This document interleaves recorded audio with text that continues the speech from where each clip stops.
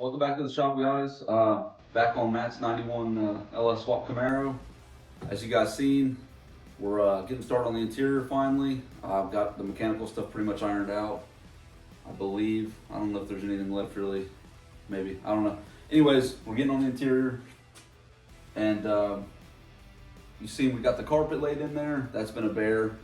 Anybody's dealt with aftermarket carpet knows kind of how that goes. It's kind of rough sometimes. But I'm overall happy with where it's at right now laid in there. I'll have everything to trim still, lots of trim work around everything.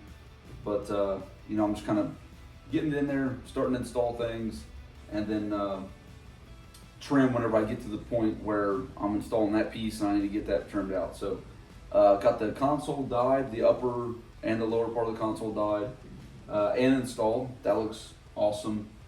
And then next thing we're gonna do is Matt picked up a track spec harness bar, because it's not going to have, well, this will work with back seats. This car's not going to have back seats as of right now, but as you know, it's got the aftermarket race seats in it, doing away with the factory harnesses. I don't think they would really work in the front well anyways, so we're going to put a track spec harness bar in and get the harnesses in it, and then we'll keep going. We got a lot of exciting things for this interior. I can't wait to show you guys, but we'll just do, tackle one thing at a time. So first up, we're going to get this harness bar in, and then I'll bring you guys back in. We'll go from there.